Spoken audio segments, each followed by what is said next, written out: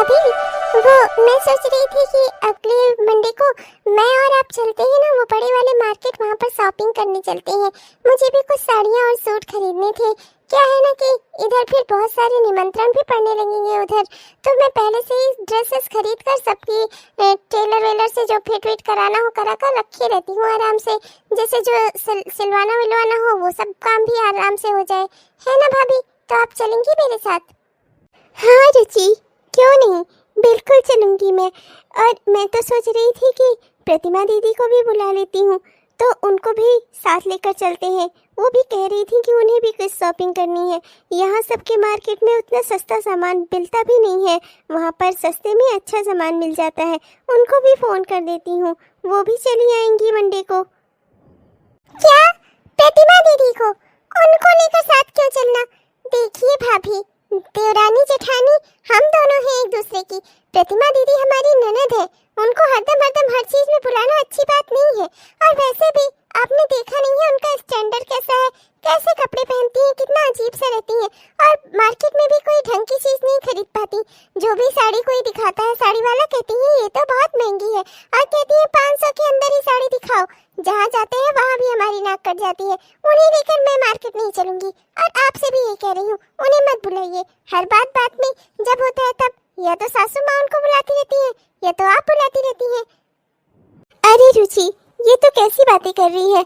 मानती हूँ कि प्रतिमा दीदी के पास पैसे कम होते हैं, अपने स्टैंडर्ड के हिसाब से भी वो सामान खरीदती हैं, पर आज तक उन्होंने कभी भी हमसे कुछ उधार नहीं मांगा। हम देने की कोशिश भी करते हैं तो वो हमसे नहीं लेती। कितनी अच्छी है वो। अगर वो चाहती हैं कि हम लोग उनके साथ शॉपिंग करें, क्या है ना कि अगर हम लोग महंगी महंगी साड़ियाँ लेते हैं, उसी के बीच में एक आध वो सस्ती भी ले लेती हैं, कोई दिक्कत नहीं होती। अगर अकेले सस्ती साड़ियाँ लेने जाएंगी तो उन्हें दिक्कत होगी ना, इसीलिए वो कह रहती हैं कि जब भी भाभी चलिएगा तो मुझे भी ले लीजिएगा। प्रतिमा दीदी अपने हिसाब से ही प्रतिमा बच्ची अपना सामान खरीदती है। ऐसा आपको लगता है भाभी? बाकी वो हमारा रहन सहन, पहनावा ओढ़ावा, हमारी शॉपिंग देखकर ना उनको जलन होती है। हाँ नहीं तो आकर माँ जी के कान भर देंगी, फिर माँ जी हमें 10 बात सुनाएंगी। ऐसा कुछ नहीं होगा, तो उसकी चिंता मत कर, मैं उन्हें बुला लूंगी। नमस्ते भाभी, किसके बुलाने की बातें हो रही हैं? अरे प्रतिमा बच्ची, तुम्ही को बुलाने की बातें हो रही थी। क्या है ना कि अगले मंडे को हम लोग बड़े वाले मार्केट जाने वाले हैं, साड़ियों की और सूट वगैरह की शॉपिंग करने, तो सोचा था कि तुम्हें भी बुला लेंगे। बस वही बात हो रही थी कि कौन बुलाए, कब फोन किया जाए। अच्छा हुआ तो मुझसे पहले ही आ गई। बड़ी वाली मार्केट पर भाभी, मैं आपकी नहीं चल पाऊंगी आप लोगों के साथ। आपने अच्छा किया मुझे बुलाया, पर मैं नहीं चल पाऊंगी, माफ करिएगा मुझे। क्या है ना कि घर में बहुत अर्जेंट काम आ गया है एक, उसको किए बिना नहीं जा सकती मैं कहीं, और अगले मंडे को मुझे वो काम रहेगा। हाँ ठीक है, जब प्रतिमा दीदी इतना फोर्स कर रही है कि वो नहीं चल पाएंगी तो चलिएगा ना भाभी, मैं और आप ही चलेंगे, फिर क्या कर सकते हैं। अरे प्रतिमा बच्ची, खड़ी क्यों हो? आओ बैठो ना, आओ। भाभी, माँ कहाँ है? मैं तो बस उन्हीं से मिलने आई थी, सोचा कि हालचाल ले लूं। शाम तक निकल जाऊंगी मैं यहाँ से। और खाने पीने के लिए परेशान मत हो भाभी, मैं खा पी कर आई हूँ। आप मुझसे बैठो यहीं, और माँ को भी बुला दो। आप लोग यहीं मेरे पास रहती हो ना, मुझे बहुत अच्छा लगता है। अच्छा ठीक है, माँ जी तो अभी बाहर गई हैं, कहीं मोहल्ले में, आती ही होंगी। उन्हें पता नहीं था ना कि तुम आने वाली हो, उन्हें पता होता तो वो यहीं पर रहती। पर कोई बात नहीं, मैं तो हूँ ना, मैं बैठती हूँ, मैं तुमसे बातें करती हूँ। प्रतिमा बच्ची, मुझे ऐसा क्यों लग रहा है कि तुम्हें कोई दुख है, कोई कष्ट है? कुछ ऐसा है तो तुम मुझे बता सकती हो, भाभी हूँ तुम्हारी, तुम्हारा हर दुख सुनने के लिए मैं हमेशा खड़ी हूँ। बताओ मुझे क्या बात है? हाँ दुख? ऐसा कुछ नहीं है भाभी, सब बहुत अच्छा है भाभी, सब बढ़िया है। आप बिल्कुल चिंता मत करो भाभी, सब ठीक है। आप बैठो भाभी मेरे पास। ये तो बहुत अच्छी बात है कि सब कुछ ठीक है, बहुत ही बढ़िया है, ठीक रहना भी चाहिए। मेरी इतनी प्यारी ननन जो हो तुम्हें तो हम लोग पलकों पर बिठा कर रखते थे, तो वहाँ भी सब कुछ ठीक ही रहना चाहिए। तुम बैठो। वो क्या है ना कि आज घर में मैंने पोहे बनाए थे, पोहे रखे हुए हैं, तुम्हें तो पोहा बहुत पसंद है तो मैं लेकर आती हूँ। अब देखो इत्तेफाक ही है कि पोहा बचा हुआ है, तो मैं तुम्हारे लिए लेकर आती हूँ, ठीक है? बैठो यहीं पर। अच्छा हुआ भाभी कुछ खाने को दे रही हैं, वरना कितना भूख लगी थी। सोचकर तो यही आ रही थी कि जरूर माँ होंगी तो कुछ ना कुछ खिला देंगी, पर अब माँ तो घर में थी नहीं। ये तो अच्छा हुआ कि बड़ी भाभी मिल गई। बड़ी भाभी मुझे हमेशा अच्छे से मेरे साथ पेश आती हैं। चलो कुछ खाने को दे देंगी तो थोड़ा भूख कम हो जाएगी, वरना तो मैंने कल सुबह से नहीं खाना खाया है। क्या कहूँ मैं, किससे कहूँ अपना दुख? उस घर में मेरे साथ क्या क्या होता है, मैं क्या करूँ? किससे कहूँ? गलती भी तो मेरी ही है ना। पिताजी ने मेरे लिए कितना अच्छा रिश्ता देखा था और मैंने क्या किया, उन्हीं की फैक्ट्री में काम करने वाले एक वर्कर को पसंद कर लिया। राकेश कितना अच्छा बनकर मुझसे बातें करता था, मुझे नहीं पता था कि वो इतना लालची आदमी होगा। अब बाबूजी तो रहे नहीं, मैं माँ से क्या कहूँ कि मेरे साथ वो लोग क्या क्या करते हैं पैसा लेने के लिए। मुझे भूखा रखते हैं, मारते हैं, पीटते हैं। मैं इसीलिए यहाँ चली आती हूँ, कम से कम यहाँ मुझे कुछ खाने को तो मिल जाता है। रुचि, मैंने पोहे बनाए थे, कहाँ गए सारे पोहे? वो बच्ची आई हुई है प्रतिमा, मैं उसे कुछ खिला देती। कहाँ है सारे पोहे? क्या भाभी आप ही, जो आप बना कर रखोगी सब क्या वैसे का वैसा ही रखा रहेगा? अरे घर में बच्चे हैं, लोग हैं, खा लिया होगा किसी ने। मुझे नहीं पता कि कहाँ गए, होते तो यहाँ दिखते ना। दिख नहीं रहे हैं मतलब कि खत्म हो गए। अब वैसे भी प्रतिमा बच्ची अपने घर से ही तो खाई होंगी, खा कर ही आई होंगी। यहाँ पर कितना ही दूर उनका ससुराल ही है, खा पी कर आती है वो। आप बेकार में ही उन्हें यहाँ से भी परोस परोस कर खिलाती हो। हाँ नहीं तो ऐसा करने की बिल्कुल भी जरूरत नहीं है, अपने घर से खा पी कर आती है वो। यहाँ बैठी है सिर्फ माँ जी के इंतजार में। आप ना उनके पीछे ज्यादा मत परेशान हुआ करो। अच्छा चलो छोड़ो, कम से कम कुछ तो होगा घर में जो मैं उसे दे सकूं। मुझे नहीं पता और ना ही मैं कुछ बनाने वाली हूँ।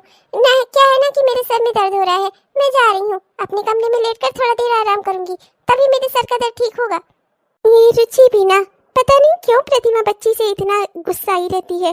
खैर कुछ नहीं, मैं ऐसा नहीं कर सकती कि वो प्रतिमा बच्ची आए और मेरे घर से बिना कुछ खाए पिए चली जाए। आखिर ये उसका मायका है, यहाँ से ऐसे कैसे जाने दे सकती हूँ? माँ जी आएंगी तो उन्हें सुनाई देगा कि उनकी बेटी को मैंने कुछ नहीं पूछा, तो उन्हें कितना दुख होगा। और वैसे भी मायके में अगर जाओ और वहाँ कोई खातिरदारी ना हो तो कैसा लगता है, ये तो हर लड़की को पता होता है। मैं अगर अपने मायके में जाऊँ और मेरी भाभी मुझे कुछ ना दे खाने को तो मुझे कैसा लगेगा, इसलिए मैं ऐसा नहीं होने दूंगी। चलो मैं ही कुछ पका कर ले जाती हूँ जल्दी से, फटाफट से। अरे प्रतिमा बच्ची, क्या है ना कि मुझे लगता है शायद पोहा खत्म हो गया। क्या है ना कि बच्चे भी हैं घर में तो सब इधर उधर हो ही जाता है खाना पीना, पर ये खाना बचा हुआ था। और वैसे भी इस घर में आओ तुम खाली पेट चली जाओ तो अच्छा थोड़े लगता है। अरे इस घर की बेटी हो तुम, लो खाओ अपना, खाओ इसे, खाना खा कर ही जाने दूंगी मैं तुम्हें यहाँ से।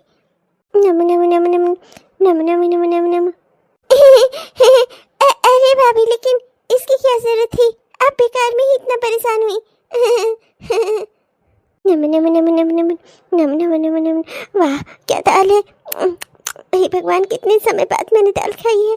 नम नम नम नम नम नम नम नम। आइए प्रतिमा बच्ची, आराम से खाओ, आराम से खाओ। हाँ भाभी हाँ, नम नम नम नम नम नम नम नम नम नम नम नम नम नम नम। हो ना कुछ गड़बड़ तो जरूर है। प्रतिमा बच्ची को देखकर लग रहा है जैसे इन्हें 2-3 दिनों से खाना ना मिला हो, ऐसे जल्दी जल्दी से खा रही हैं। ऐसा तो हो ही नहीं सकता कि इन्हें खाना मिला हो और तब पर भी ऐसा खा रही हूँ ना। कुछ गड़बड़ तो जरूर है, मुझे पता लगाना होगा। ऐसे मैं नहीं रहने दे सकती इनको, आखिर बात क्या है पता करना होगा मुझे।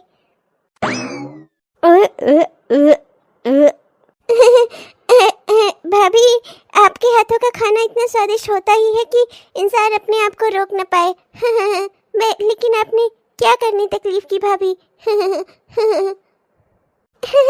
कोई बात नहीं, अरे आप तुम तो मेरी ननद हो तो तुम्हारे लिए नहीं करूँगी प्रतिमा बच्ची, तो और मैं किसके लिए करूँगी। अच्छा एक काम करूँगी, मैं ना थोड़े खाने को पैक कर दूँगी, जब तुम जाने लगोगी तो तुम्हें दे दूँगी, पर्स में रख कर लेती जाना, ठीक है? जी भाभी जी। अगर मैं अभी पूछूंगी कि आखिर घर में सब ठीक नहीं है, क्या गड़बड़ है, तो इसे बुरा लग सकता है। कम से कम खाने के बहाने ही सही यहाँ आती तो है, आती जाती रहती है तो मन को सुकून रहता है। आखिर इस घर की बेटी है ये। मैं लेकिन कैसे पता करूं कि इसकी जिंदगी में आखिर चल क्या रहा है, वहाँ इसके ससुराल वाले इसके साथ कैसा बर्ताव कर रहे हैं, क्या करूं मैं, कैसे जानकारी निकालूं। क्या हुआ बहू, ये दरवाजे पर ही क्यों खड़ी है आज तू? हाँ, ऐसी कौन सी जरूरी बात है जो घर के अंदर भी नहीं हो पा रही थी तुझसे? तेरे पेट में हजम नहीं हो रही है? हाँ, बाहर आकर खड़ी हो गई, बता क्या बात है? माँ जी, वो प्रतिमा बच्ची आई थी। हाँ तो अच्छी बात है ना, आई थी, तूने खिला पिला दिया ना, और बैठा कर खाती तो करती मेरी बेटी की। चली गई होगी, कहाँ वो शाम तक रुकती ही है, मुझे तो पता है। क्या है ना कि मैं तो जानती ही नहीं थी कि वो आने वाली है, वरना मैं मोहल्ले में ना निकलती। लेकिन अब मोहल्ले में भी जाना जरूरी है, मोहल्लेदारी देखना भी तो जरूरी है। वो सब तो ठीक है माँ जी, पर मुझे कुछ ठीक नहीं लग रहा। मुझे ऐसा लग रहा है जैसे उनके ससुराल वाले उनके साथ ठीक से नहीं पेश आ रहे हैं माँ जी, मुझे कुछ तो गड़बड़ लग रही है। फिर तो शुरू हो गई, तुझसे कहा है ये सीआईडी आईडी कम देखा कर, बेकार में ही छोटी मोटी चीजों का इशू बनाई रहती है। अरे हो गई होगी, थक गई होगी किसी बात से, तो लगी उसके पीछे। खुश नहीं है माँ जी, अरे अपने ससुराल में है वो, उस लड़के से उसने अपना पसंद करके शादी की है, कोई दिक्कत की बात नहीं है, सब बढ़िया है। तू बस टेंशन मत ले और ना मुझे टेंशन दे बेकार की बातों की। जब मैंने उनसे बात की तब उन्होंने भी मुझसे यही कहा कि बहन प्रतिमा ने अपने मन से शादी की है, तुम्हें टेंशन लेने की जरूरत नहीं है। माँ जी भी यही कह रही हैं। अरे माना लड़की ने अपने मन की शादी की है, पर कम से कम आप लोगों को देखना तो चाहिए कि वो वहाँ पर खुश है कि नहीं। है तो अपने ही घर की बेटी ना। पर मैं क्या ही कहूँ, न माँ जी को कोई फिक्र है, ना ही तो उनके दोनों बेटों को अपनी बहन की कोई फिक्र है। मैं क्या करूँ, कैसे पता करूँ कि आखिर ननद जी की जिंदगी में चल क्या रहा है, प्रतिमा बच्ची खुश क्यों नहीं है, आखिर वजह क्या है। अरे माँ जी जल्दी बाहर आओ, माँ जी देखो, माँ जी ये तो बच्ची है, प्रतिमा बच्ची। बच्ची आपको इतनी चोट कैसे लगी बच्ची? माँ जी शांत हो जाइए भाभी, कुछ भी तो नहीं हुआ है, थोड़ा सा ही तो चोट है। क्या हुआ बहू, क्यों इतना शोर मचाया हुआ है? अरे क्या प्रतिमा, तुझे इतना चोट कैसे लगी है? हाँ, उन लोगों ने कुछ किया है क्या? किसी ने तेरे ऊपर हाथ उठाया क्या? क्या हुआ, क्या है प्रतिमा? नहीं माँ, ऐसी कोई बात नहीं है, वो मैं बाथरूम में गिर गई थी माँ, बस उसी वजह से।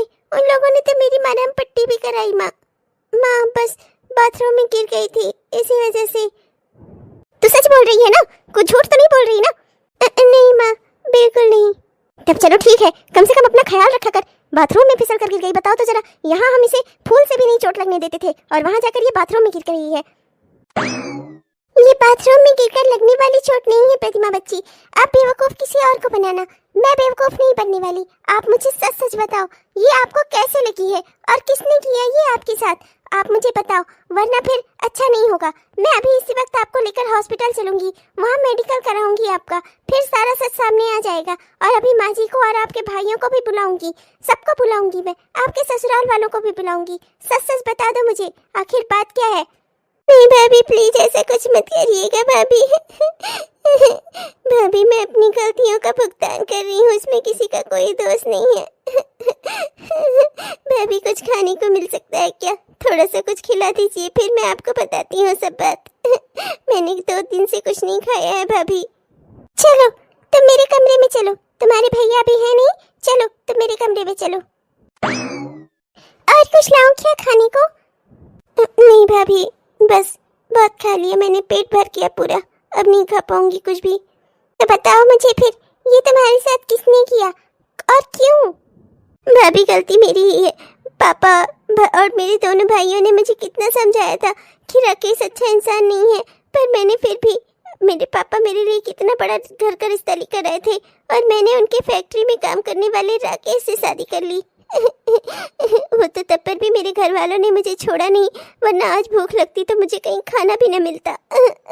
वो लोग अच्छे लोग नहीं हैं भाभी, वो लोग मुझे मारते पीटते हैं, घर से पैसा लाने के लिए कहते हैं, पैसा लेने के लिए भेजते हैं, और मैं यहाँ आती हूँ, खाना खाकर चली जाती हूँ, और जब घर जाती हूँ तो वो लोग मुझे बहुत मारते हैं, कहते हैं तुम्हें पैसा लाने भेजा था तो लेकर क्यों नहीं आई? पर मैं आज तक आप लोगों से कुछ कह नहीं पाई, मांग नहीं पाई, क्योंकि गलती तो मेरी ही है ना, ये रिश्ता तो मैंने अपने मन से चुना था ना, तो जो भी मुझे भुगतना होगा वो तो मैं भुगतूंगी ही। आप ऐसा क्यों कह रही हैं? आपने अगर अपने मन से शादी की है तो कोई गलती थोड़ी कर दी है। अरे आपको वो इंसान पसंद आया, उसने आपको धोखा दिया।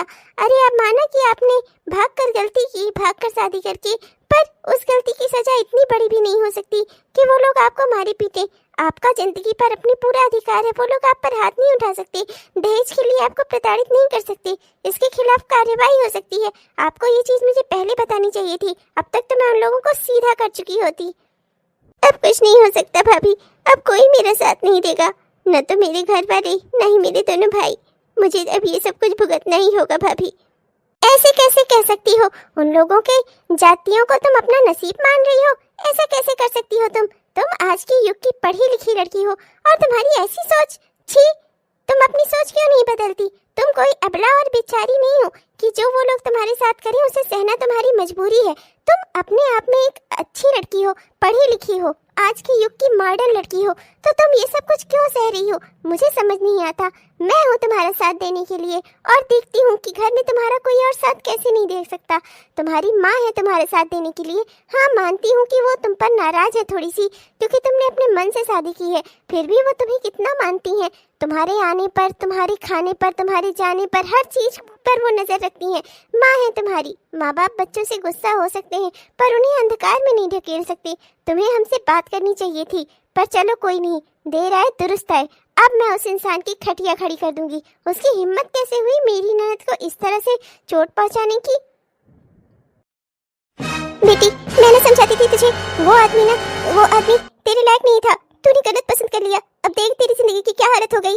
माँ जी, ये वक्त इन सब बातों का नहीं है। माँ जी, आप लोगों को कोशिश करनी चाहिए कि प्रतिभा बच्ची की जिंदगी में कैसे सुधार हो, और आप लोग यहाँ इसी की गलती गिना रहे हैं। अब देखिए, जो हो गया वो बीती बात है, आगे हमें क्या करना चाहिए?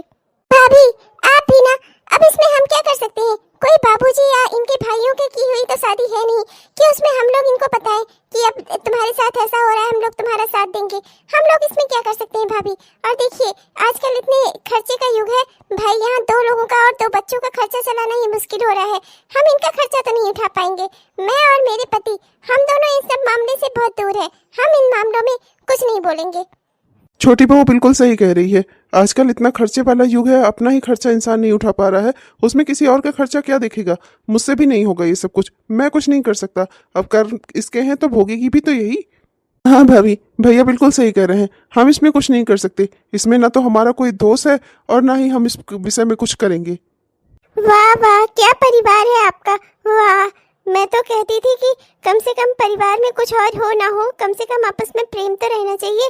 अपनी ही बहन को यूं मरने के लिए छोड़ रहे हैं। वाह, क्या बात है। माना कि बच्ची से गलती हो गई, पर क्या गलती होने पर कोई अपने बच्चों को इसे मरने के लिए छोड़ देता है? अरे ये आपकी बहन है, इसलिए आपको इसके दर्द का एहसास नहीं हो रहा।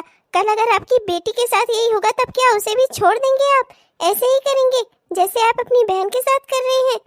कोई बात नहीं भाभी, मैं कुछ नहीं करूंगी। मैं भी जा रही हूँ, जो है मेरा नसीब है, मैं इसी तरह झेल लूंगी। आप रहने दो भाभी, कुछ मत कहो। ऐसे कैसे कुछ न कहूँ? ये लोग हो सकते हैं गेंडे की चमड़ी वाले, पर मैं नहीं। मैं अपनी माँ और अपने पिताजी की शिक्षा पर चलती हूँ। मेरे माँ पिताजी ने मुझे कभी अन्याय सहना नहीं सिखाया। और जहाँ तक बात है आपके साथ जो जितना कुछ हो रहा है ना, इसमें इन लोगों की भी गलती है। परिवार के लोग जब साथ नहीं देंगे तो लड़की के साथ ऐसा ही तो होगा। अरे आप लोग इस तरह से इनसे किनारा कर रहे हो जैसे ये इस घर की कोई है ही नहीं। अभी अगर ये केस कर देना तो इस प्रॉपर्टी तक से इनको हिस्सा मिल जाएगा, समझ लो आप लोग। वो तो इनकी अच्छाई है कि ये खुद ही यहाँ से कुछ नहीं लेना चाहती, आप लोगों को अपना मानती हैं, अपनी गलती पर पछताती हैं कि इन्होंने उस लालची आदमी को पहचानने में गलती कर दी। और आप लोगों का क्या फर्ज बनता है कि आप लोगों को इतना प्यार करने वाली बहन को आप इसी तरह छोड़ दो कि उसने जिंदगी में एक गलती की है? अरे बहन बहन नहीं होती, भाइयों के लिए अपनी बेटी जैसी होती है। और अपनी बेटी जैसी लड़की के साथ आप लोग ऐसा कर रहे हो, उसे उसके ससुराल में मरने के लिए छोड़ दे रहे हो। देख रहे हो उसकी कैसी हालत की है उन लोगों ने, और तब पर भी आप कह रहे हो मेरा इस मामले से कोई सरोकार नहीं है, मैं अपनी बहन को खिला नहीं पाऊंगा। वाह वाह, कोई जरूरत भी नहीं है आप लोगों की। मेरी ननद मॉडर्न ख्याल की है, पढ़ी लिखी है, आप लोगों की जरूरत नहीं है इसे। वो अपना कमा खा लेगी और उसका साथ मैं दूंगी उन लोगों से छुटकारा दिलवाने में। आप बस मुझे एक बात बताओ प्रतिभा बच्ची, कि क्या आप उस परिवार में रहना चाहती हो? क्या आप चाहती हो उस आदमी के साथ रहना? बस एक बात मुझे बताओ, बाकी सब मैं देख लूंगी। नहीं भाभी, जिस दिन उसने पहली बार मुझे थप्पड़ मारा था ना, मैंने तो उसी दिन सोच लिया था कि इसके साथ रहने से अच्छा तो मैं मर जाना पसंद करूंगी। तो बस ठीक है, आप पर हाथ उठाकर ना उसने रिश्ते की सारी मर्यादा खत्म कर दी। अब जो करना है ना मैं करूंगी। मैं तुम्हें अभी भी समझा रहा हूँ, इन सब मामलों में हाथ डालना ना अच्छी बात नहीं है। ये बड़ी बड़ी बातें करने से ना जिंदगी की समस्याएं हल नहीं होती। जो सच्चाई है ना हमें वो देखना चाहिए। बाकी तुम्हारी मर्जी, तुम्हारे भी तो बच्चे हैं, एक बेटी तुम्हारे भी है, अपना भी ख्याल करना चाहिए। एक बेटी मेरे है इसीलिए मुझे इनका दर्द दिखाई दे रहा है। ना तो मैं अपनी बेटी का ना ही किसी और की बेटी का दुख मैं दर्द देख सकती हूँ। समझे आप? आपकी तरह नहीं हूँ मैं। करो जो तुम्हारा दिल करे, मैं क्या ही करूँ।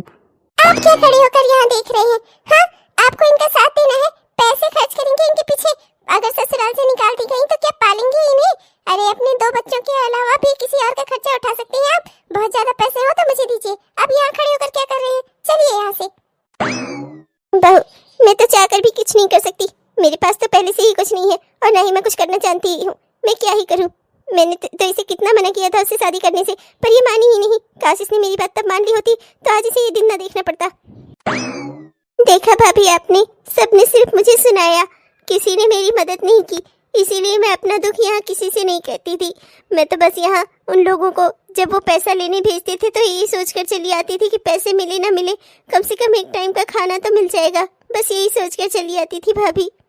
आप चिंता मत करो, मैं हूँ ना, मैं आपको उस आदमी से छुटकारा दिलाऊंगी। मेरे रहते हुए अब वो इंसान आप पर हाथ नहीं उठा सकता।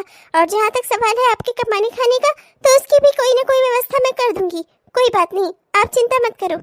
1 महीने बाद प्रतिमा बच्ची, तुम्हारे तलाक का केस ना दायर हो चुका है और सारे सबूत, तुम्हारी मेडिकल रिपोर्ट सब कुछ है उसमें। और देखना, तुम्हें जल्दी ही तलाक भी मिल जाएगा।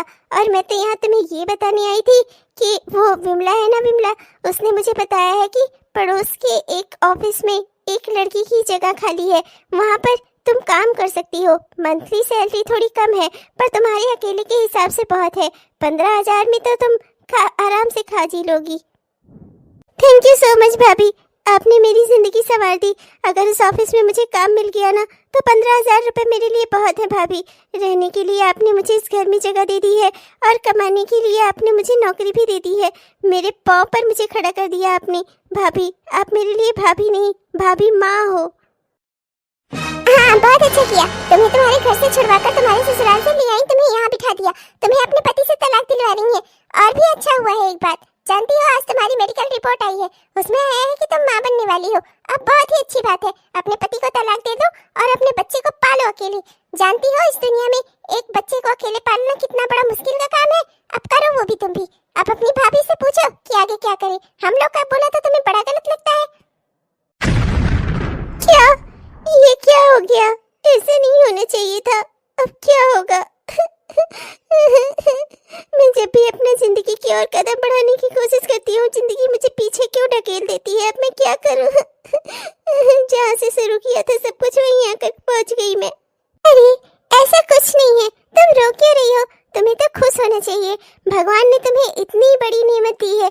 सोचो, लोग औलाद के लिए तरसते हैं और भगवान ने तुम्हें औलाद दी है। तुम इतना चिंता क्यों करती हो?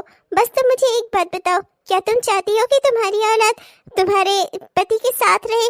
तुम अपने पति के साथ वापस रहना चाहती हो? बताओ मुझे। नहीं भाभी, मैं नहीं चाहती कि मेरे बच्चे पर उस कमीने इंसान का साया भी पड़े। तो बस फिर ठीक है, तो ये तलाक होने दो। कोर्ट को फैसला करने दो कि बच्चा किसके पास रहेगा, तुम पर हाथ उठाने वाले उस जल्लाद के पास या तुम जैसी एक अच्छी इंसान के पास। और मुझे पूरा भरोसा है कि कोर्ट बिल्कुल सही फैसला करेगा। तुम्हें चिंता करने की कोई जरूरत नहीं है, तुम बस खुशी मनाओ और खुश रहो। ऐसी हालत में ना तुम्हें खुश रहना चाहिए जिससे तुम्हारे बच्चे का स्वास्थ्य भी अच्छा हो। अब तो मैं तुम्हें और अच्छे अच्छे फल फ्रूट खिलाऊंगी। और हाँ, जहाँ तक सवाल है ऑफिस में काम करने का, तो ऑफिस में काम तुम कर सकती हो। फिर जब तुम्हारा अपना टाइम आएगा तब तुम्हें छुट्टी मिल जाएगी ऑफिस से। ऐसा सभी औरतों के साथ होता है, तुम्हें कोई दिक्कत की नहीं होगी। और बाकी सब देख रेख करने के लिए तो मैं हूँ ना। भाभी सच में आप कितनी अच्छी हो। 9 महीने बाद आज कितना खुशी का दिन है। भगवान ने आज तुम्हें एक साथ 2 खुशियां दी है। तुम्हारा तलाक भी हो गया, अब तुम अपने पति से बिल्कुल अलग हो और तुम्हारे बच्चे को और तुम्हें उसे खर्चा भी देना पड़ेगा। कोर्ट ने माना है कि उसने तुम्हारे साथ घरेलू हिंसा की है, दहेज के लिए तुम्हें प्रताड़ित किया है, इसके लिए उस पर सजा भी लगाई गई है। सब कुछ तुम्हारी जिंदगी में अब अच्छा हो गया है और ये तुम्हारा प्यारा सा बेटा। भगवान ने आज इसके दिन इसे भी तुम्हें उपहार में दिया है। अब भगवान ने चाहा ना तो तुम्हारी जिंदगी में सब कुछ अच्छा होगा। 6 महीने बाद। अरे सर आप यहाँ? हाँ, वो बस तुम्हारे बेटे से मिलने चला आया। क्या नाम रखा तुमने अपने बेटे का?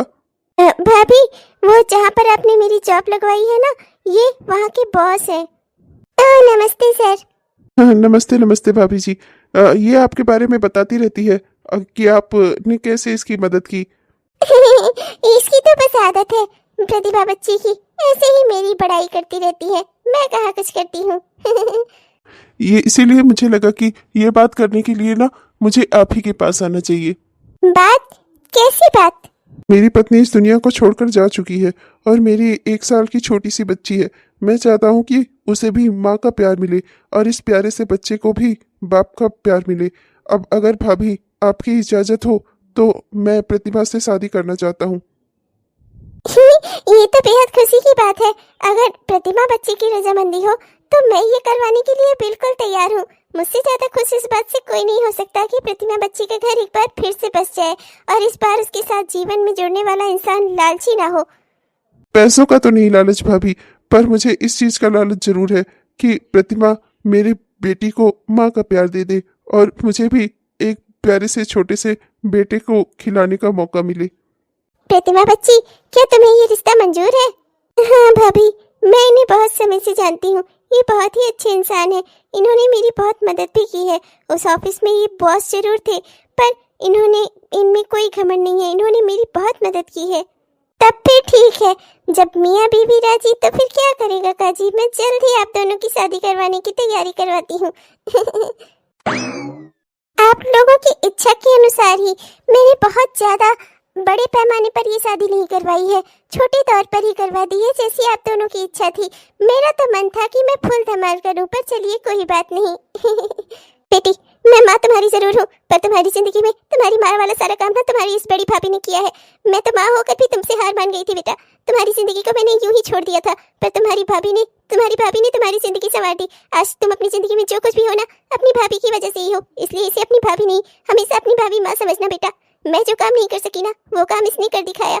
नहीं माँ जी, ऐसी कोई बात नहीं है। मैंने तो बस वही किया जो मेरा फर्ज था। नहीं भाभी, आपने वाकई में मेरी जिंदगी में जो काम किया है ना, उसके लिए मैं जिंदगी भर भी आपका शुक्रिया अदा करूँ ना तो वो कम है। आपकी वजह से आज मुझे एक नया जिंदगी मिल रही है, नया परिवार मिल रहा है। थैंक यू सो मच भाभी, आपने मुझे नरक से निकाल कर स्वर्ग जैसी जिंदगी दे दी। हाँ भाभी, और आप ही की वजह से आज मेरी बेटी को भी माँ का प्यार मिल जाएगा और मुझे भी एक अच्छा खासा प्यारा परिवार मिल जाएगा। आपका बहुत बहुत शुक्रिया। मैंने ऐसा भी कुछ नहीं किया है। वो तो हम जानते हैं ना भाभी कि आपने कितना बड़ा काम किया है। आजकल की दुनिया में आप जैसे इंसान मिलना है मुश्किल नहीं, नामुमकिन है। चलो प्रतिमा, घर चलते हैं। बिटिया हमारा इंतजार कर रही होगी। बहू, विदा तो ये पहले भी हुई थी, पर असली विदाई इसकी आज हुई है। बहू तो जैसी अगर बहू हो ना, तो कभी किसी माँ को कभी चिंता न सताए कि उसके मरने के बाद उसकी बेटी का मायका उसके लिए हमेशा बना रहेगा कि नहीं। बहू तो बहुत अच्छी है। माँ जी, अपने आंसू पोंछ लीजिए। हेलो दोस्तों, आप सबको दिल से मेरा प्यार भरा नमस्कार। कैसे हैं आप सब? उम्मीद करती हूँ कि बहुत ही बढ़िया होंगे। आपने हमारा यह वीडियो पूरा देखा, इसके लिए आपका दिल से बहुत बहुत धन्यवाद। दोस्तों, कैसा लगा आपको? उम्मीद करती हूँ कि पसंद आया होगा। और अगर पसंद आया दोस्तों, तो कृपया वीडियो को लाइक जरूर करिएगा और अपने दोस्तों को, रिश्तेदारों को वीडियो को शेयर भी जरूर करिएगा। और हाँ दोस्तों, अपने प्यारे प्यारे कमेंट्स भी हमें जरूर लिखिएगा। आपके प्यारे प्यारे कमेंट्स का ना हम दिल से इंतजार करते हैं दोस्तों। और हाँ दोस्तों, हमारे जिन भी दोस्तों ने अभी तक हमारे इस चैनल को सब्सक्राइब नहीं किया है, कृपया सब्सक्राइब कर लीजिए दोस्तों, जिससे हमारे इस तरह की वीडियोस आप तक हर दिन पहुंचते रहें। तब तक के लिए चलती हूँ दोस्तों, मिलूंगी आपसे कल के वीडियो में। तब तक के लिए बाय बाय।